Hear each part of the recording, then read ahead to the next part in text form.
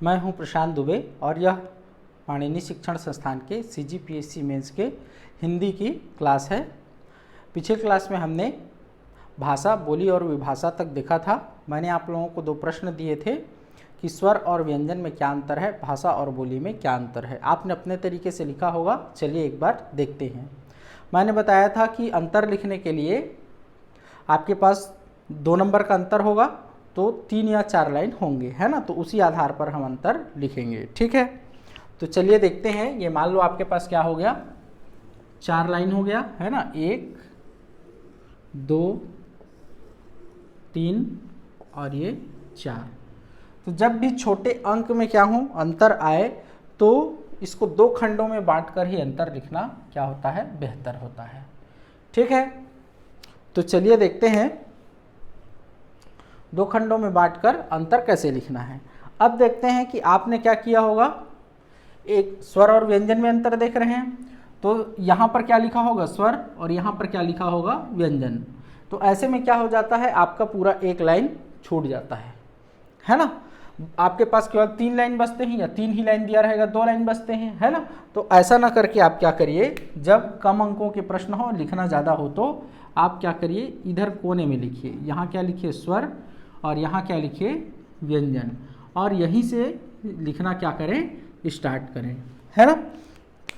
फिर अंतर लिखते समय एक बार ध्यान और रखना है कि पहला अंतर जो है दोनों की परिभाषा से होना चाहिए। चाहे सब्जेक्ट कोई सा भी हो, हिंदी हो या इतिहास का प्रश्न हो या कहीं का भी प्रश्न हो, पहला अंतर किससे होता है, दोनों की परिभाषा से या अर्थ से होता है ना। तो स्वर की परिभाषा में हमने क्या देखा था कि वे वर्ण, हिंदी वर्णमाला के वे वर्ण जिनके उच्चारण में वायु के मार्ग में बाधा उत्पन्न नहीं होती, स्वर कहलाते हैं। तो इतना लंबा चौड़ा तो हम लिख नहीं सकते, है ना, नहीं छोटा वाक्य लिख सकते। तो जरूरी नहीं है वाक्य पूरा हो, हम कम शब्दों में भी उसको लिख सकते हैं, है ना। तो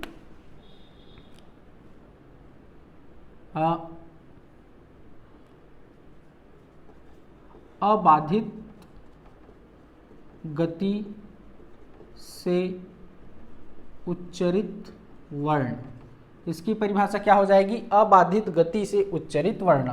अबाधित गति मतलब बिना बाधा के, वायु के मार्ग में जब बाधा नहीं हो आता तो उसको क्या कहते हैं, अबाधित गति से उच्चरित वर्ण, है ना।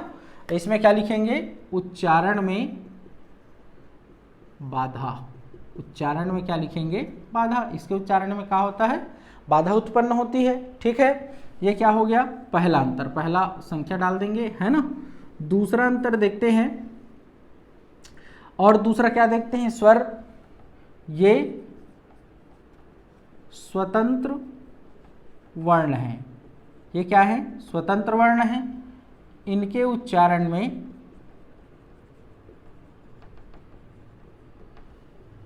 किसी अन्य वर्ण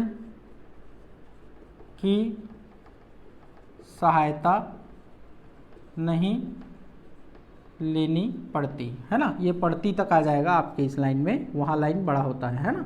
यहाँ हमारे पास छोटा हो जा रहा है लाइन, ठीक। इसमें क्या लिखेंगे, दूसरा, ये स्वतंत्र वर्ण नहीं है। इनके उच्चारण में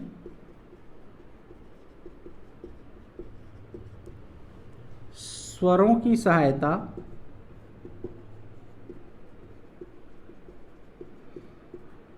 लेनी पड़ती है।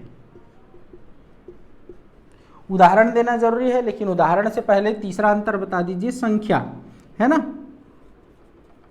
संख्या, इनकी संख्या 11 है, ऐसा लिखने के बजाय सीधा क्या लिखो, 11, ठीक है। पूर्ण विराम देकर क्या लिखो, उदाहरण, या अल्प विराम देकर भी लिख सकते हो, उदाहरण, अ, आ, ई, उ आदि,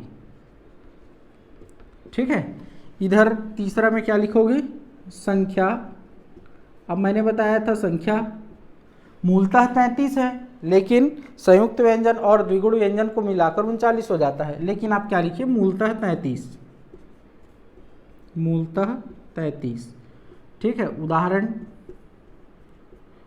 क, ग, ल आदि, ठीक है, ध्यान रहे इधर उदाहरण लिखेंगे तो हलंत होना चाहिए। तो ये हो गया आपका क्या, स्वर और व्यंजन में अंतर। ठीक है, ऐसे ही क्या होगा, भाषा और बोली में अंतर होगा, है ना। तो भाषा और बोली में अंतर भी देख लेते हैं। ठीक है, ऐसे ही 4 लाइन होंगे आपके पास। अब मैं लाइन नहीं खींचूंगा, सीधा लिख के बता रहा हूं 2 खंडों में, है ना। समझ में आया? ठीक है, ठीक। तो अब देखते हैं किसमें, भाषा और बोली में अंतर देखते हैं। तो एक तरफ क्या लिखूंगा मैं, यहां पर भाषा और यहां क्या लिखूंगा, बोली। और यहां से इसको 2 खंड में मैं बांट देता हूं, है ना। भाषा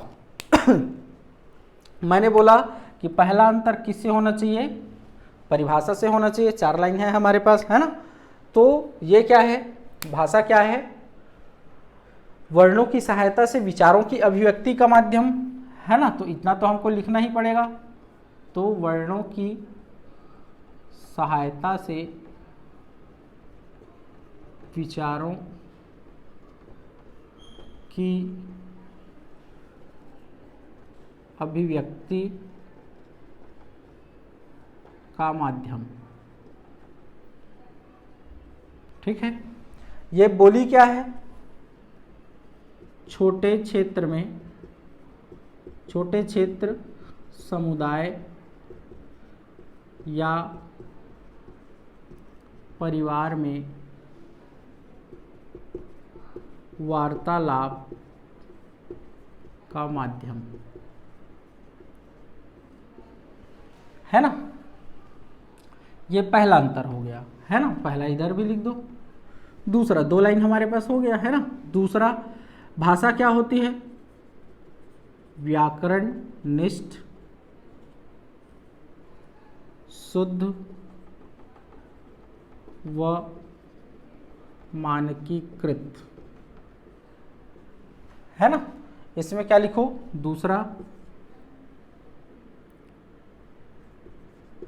व्याकरण का अभाव, अशुद्धियां, अशुद्धियां रहती है इसमें, है ना। ये दूसरा अंतर हो गया। ठीक है, तीसरा में लिखो, थोड़ा और लिख दो। इसका क्षेत्र क्या होता है, क्षेत्र विस्तृत, विस्तृत। और लिखना चाहो तो लिखित साहित्य, यदि जगह हो तो लिखना इसको, लिखित साहित्य को, है ना, क्योंकि उदाहरण देना जरूरी है। तीसरा, अब उदाहरण भी दे देना यहीं पर, उदाहरण हिंदी, संस्कृत। ये 4 लाइन में लिखना है ना। ये 5वां लाइन जा रहा है मेरा, वहाँ बड़ा लाइन रहेगा तो आ जाएगा। 1 2 3 4, ये 4 में लिखना है ना। यहाँ क्या लिखो, क्षेत्र सीमित, मैंने बताया था इसका क्षेत्र सीमित होता है। भाषा का क्षेत्र क्या होता है, विस्तृत होता है ना। और मौखिक साहित्य, इसमें लिखित साहित्य नहीं मिलते बल्कि क्या मिलते हैं, मौखिक साहित्य। ठीक है, उदाहरण, उदाहरण में क्या दोगे, भतरी, कुडुक आदि। यहाँ भी आदि लिख सकते हो आप चाहो तो, है ना, संस्कृत आदि। ठीक, तो ये हो गया भाषा और बोली में अंतर। इस तरह से आपको लिखना है। ठीक है, तो चलिए ये हो गया। अब आगे बढ़ते हैं, इससे आगे बढ़ते हैं मौखिक भाषा और लिखित भाषा। भाषा में हमने भाषा, बोली, विभाषा देखा था, है ना। अब देखते हैं क्या, भाषा के विविध रूप देखते हैं, या प्रकार ही देखते हैं, वही है रूप प्रकार, है ना। तो क्या देख रहे हैं अगला, मौखिक भाषा और लिखित भाषा। क्या देख रहे हैं, मौखिक भाषा। मौखिक भाषा किसे कहेंगे, तो पहला लाइन इसका क्या हो जाएगा, इसकी परिभाषा। तो क्या है, भाषा का बोला गया रूप। भाई भाषा को जब हम बोलेंगे तो वही क्या कहलाएगी, मौखिक भाषा। और जब उसी को लिख लेंगे लिपि के द्वारा तो क्या कहलाएगी, लिखित भाषा। तो मौखिक भाषा क्या है, भाषा का बोला गया रूप। इसमें किसका प्रयोग होता है, इसमें ध्वनियों का प्रयोग होता है। इसमें क्या होता है, ध्वनियों का प्रयोग होता है। ठीक है, कहाँ प्रयोग किया जाता है इसका, बोलने व सुनने में प्रयुक्त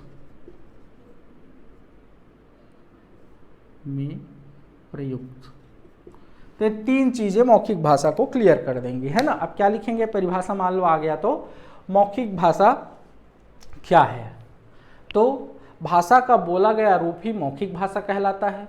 इसमें ध्वनियों का प्रयोग होता है, यह बोलने व सुनने में प्रयुक्त होता है। ठीक है, ये हो गया क्या, मौखिक भाषा।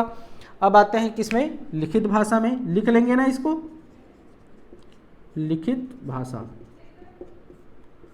इसमें क्या लिखेंगे, सेम चीज है, उसी को उतारना है। भाषा का लिखा गया रूप, इसमें ध्वनि का प्रयोग नहीं होता बल्कि ध्वनि प्रतीकों का प्रयोग होता है। और कहाँ उपयोग किया जाता है इसका, इसका प्रयोग लिखने व पढ़ने में होता है।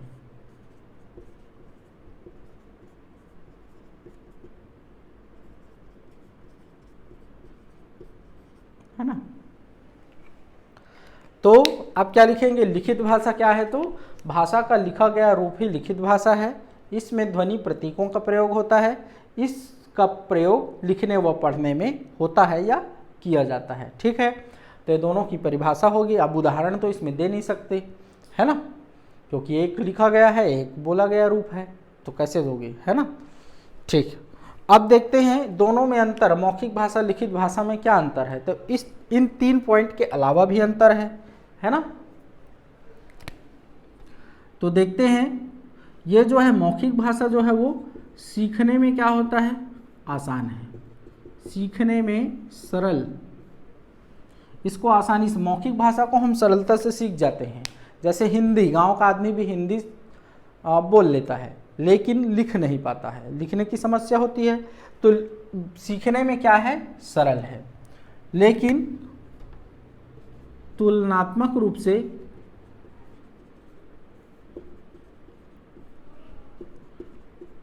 अशुद्धियां अधिक होती हैं।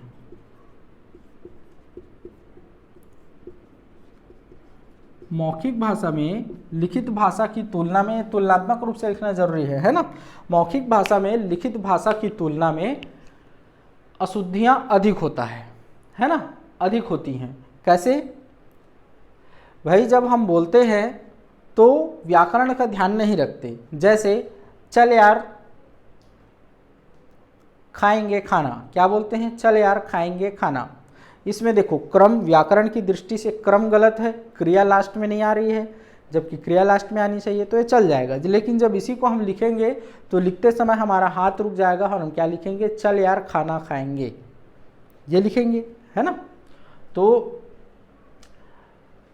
लिखते समय हम व्याकरण का ध्यान रखते हैं, बोलते समय नहीं, इसलिए इसमें क्या होती हैं, अशुद्धियाँ, है ना। अब इससे इसमें आ जाएंगे 2 पॉइंट। ये सीखने में सरल है तो सीखने में कठिन, तुलनात्मक रूप से अशुद्धियाँ अधिक, तुलनात्मक रूप से शुद्ध होता है ना, यही है। तो अंतर आएगा तो ऐसा लिखना है, आप लोग लिख के देखिएगा, है ना। ये 5 पॉइंट अंतर में, ठीक है। 2 पॉइंट को एक साथ कर देना, क्योंकि 4 लाइन है हमारे पास, कोई भी 2 पॉइंट को क्या कर देना, एक साथ कर देना, ठीक है।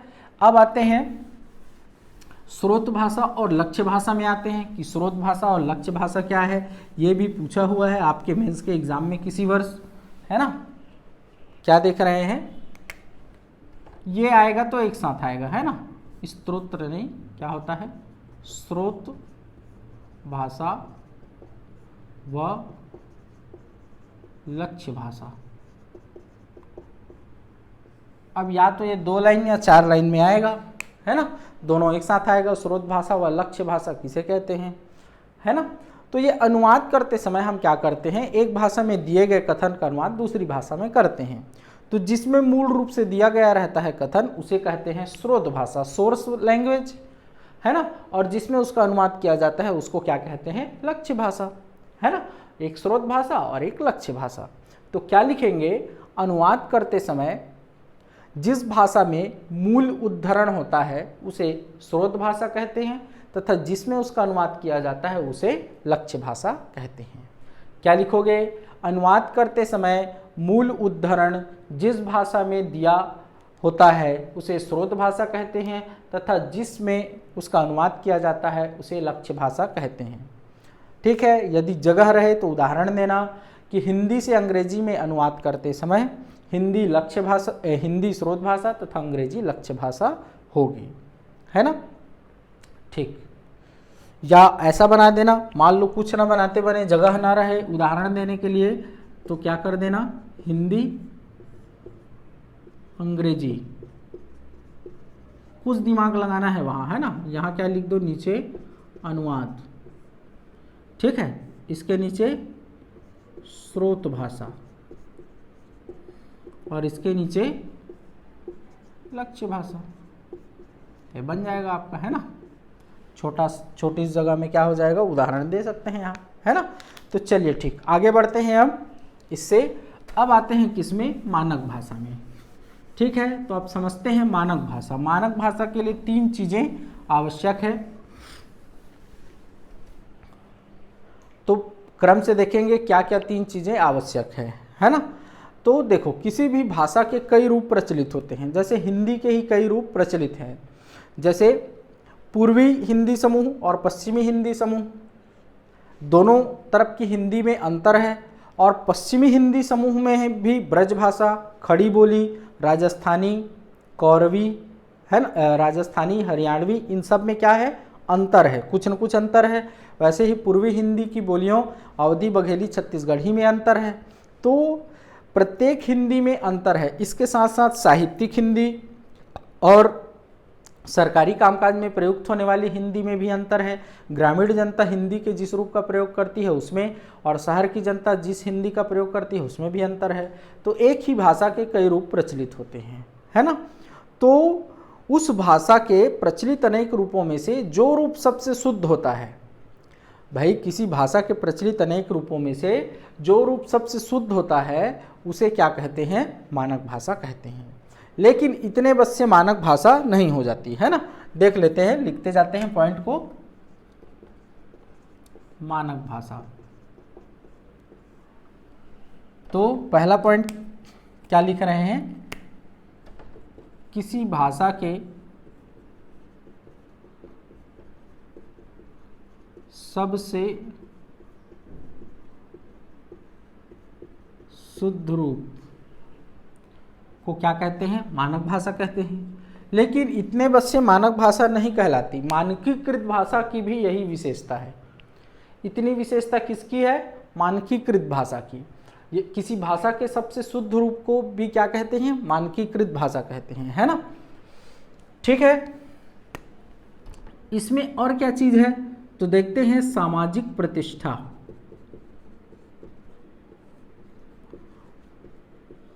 सामाजिक प्रतिष्ठा, तो किसी भाषा के अनेक रूपों में से जिस रूप की सामाजिक प्रतिष्ठा अधिक होती है, शुद्ध के साथ साथ सामाजिक प्रतिष्ठा भी होना जरूरी है।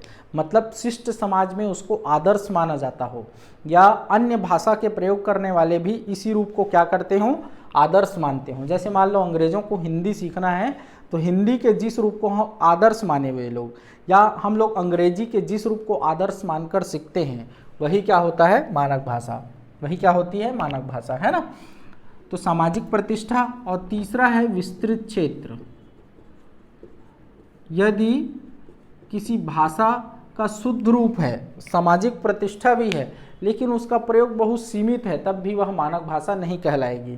भाई मानक तब कहलाएगी जब उसका क्षेत्र विस्तृत होगा, बहुत सारे जगह को क्या करता होगा, क्षेत्र को कवर करता होगा, है ना। तो ये 3 चीजें आवश्यक है मानक भाषा के लिए, है ना। तो क्या लिखेंगे परिभाषा मानक भाषा। अच्छा, अब उदाहरण भी देख लेते हैं, फिर लास्ट में सबको बताता हूं, है ना। तो मानक हिंदी भाषा का विकास, जैसे हम देखते हैं मानक हिंदी भाषा का विकास खड़ी बोली से हुआ है। भाई ब्रजभाषा, अवधी, बघेली, छत्तीसगढ़ी, है ना, हरियाणवी, बुंदेली, कन्नौजी, सभी हिंदी की क्या है, बोलियां हैं। लेकिन हिंदी की जो खड़ी बोली है वही सबसे शुद्ध रूप है, उसका और परिष्कार हुआ, लेकिन सबसे शुद्ध रूप कौन सा है, खड़ी बोली। और इसकी सामाजिक प्रतिष्ठा भी बढ़ी, है ना, सामाजिक प्रतिष्ठा भी ज़्यादा थी, और इसके साथ साथ इसका क्षेत्र क्या हो गया, विस्तृत हो गया। इसीलिए जो मानक हिंदी भाषा है वह कहाँ से विकसित हुआ, खड़ी बोली से विकसित हुआ। तो अब आएगा मानक भाषा की परिभाषा। तो क्या लिखेंगे, किसी भाषा के सबसे शुद्ध रूप को मानक भाषा कहते हैं। मानक भाषा के लिए सामाजिक प्रतिष्ठा और विस्तृत क्षेत्र का होना भी आवश्यक है। ठीक है, मानक भाषा के लिए भाषा की सामाजिक प्रतिष्ठा व विस्तृत क्षेत्र का होना भी आवश्यक है। शुरू से बताता हूँ, किसी भाषा के सबसे शुद्ध रूप को मानक भाषा कहते हैं। मानक भाषा होने के लिए भाषा की सामाजिक प्रतिष्ठा व विस्तृत क्षेत्र का होना भी आवश्यक है। जैसे खड़ी बोली, मानक हिंदी भाषा का विकास खड़ी बोली से हुआ है। ठीक है, ये मानक भाषा हो गया। ठीक, अब देखते हैं मानकीकरण। क्या देखते हैं, मानकीकरण। तो अब मैंने बताया कि एक ही भाषा के कई रूप प्रचलित होते हैं, तो भाई हमको क्या करना है, उसको एक रूप करना है, ताकि उसको क्या बना सके, हम आदर्श बना सके, मानक बना सके, है ना। और इसीलिए हम क्या करते हैं, उसको एक रूप बनाने के लिए उसके अन्य रूपों को अस्वीकार कर देते हैं, और जो सबसे शुद्ध होता है उसको क्या करते हैं, चयन करते हैं उसका, है ना। तो मानकीकरण वह प्रक्रिया है जिसमें हम किसी भाषा को बोली के स्तर से उठाकर मानक भाषा के स्तर तक ले जाते हैं। ठीक है, किसी भाषा को बोली के स्तर से मानक भाषा के स्तर तक पहुंचाना क्या कहलाता है, मानकीकरण, है ना। किसी भाषा का स्तर ऊंचा कर मानक रूप प्रदान करना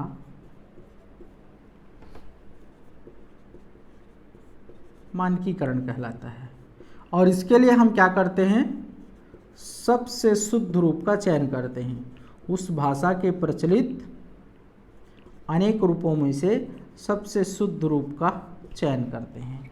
तो अब मानकीकरण क्या कहेंगे, क्या परिभाषा लिखेंगे, मानकीकरण क्या है, तो किसी भाषा का स्तर ऊंचा कर उसे मानक रूप प्रदान करना मानकीकरण कहलाता है। इसमें भाषा के सबसे शुद्ध रूप का चयन किया जाता है।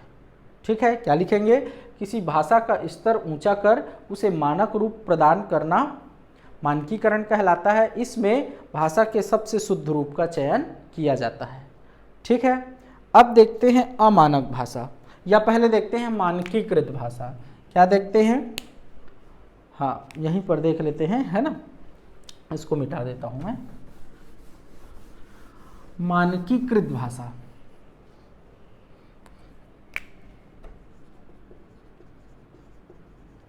मानकीकृत भाषा।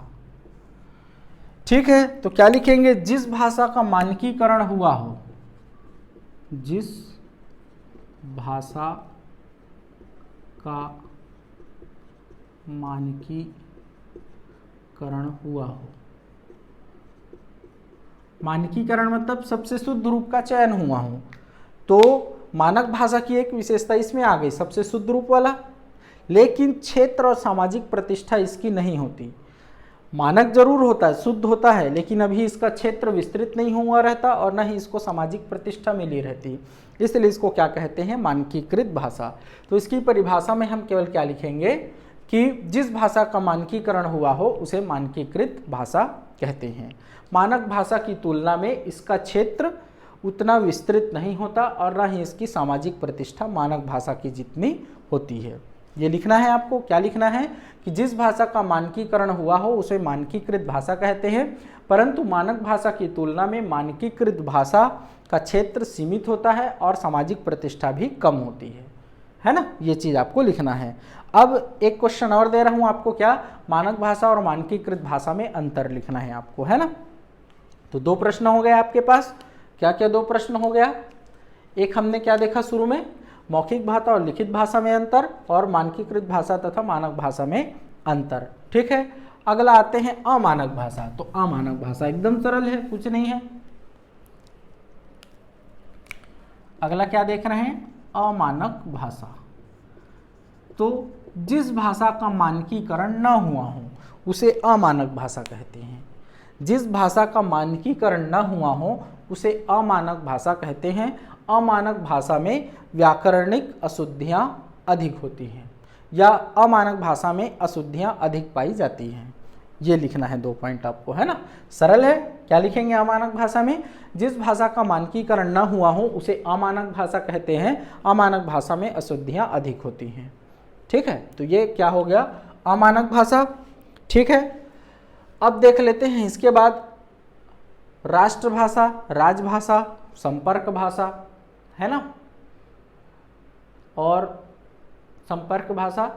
ठीक, इतना हमको देखना है। तो चलिए फिर इसके बाद वाले वीडियो में हम उसको देखेंगे, क्या क्या, राजभाषा, राष्ट्रभाषा, संपर्क भाषा, और कुछ चीज़ छूटा हुआ होगा तो भी मैं बताऊंगा। इसके साथ साथ अगले वीडियो में मैं आपको बताऊंगा क्या, कि भाषा बोध से कौन कौन से प्रश्न अभी तक मेंस के एग्ज़ाम में आए हैं और कैसे कैसे प्रश्न और आ सकते हैं। ठीक है, तो चलिए फिर अगले वीडियो में पुनः मिलते हैं।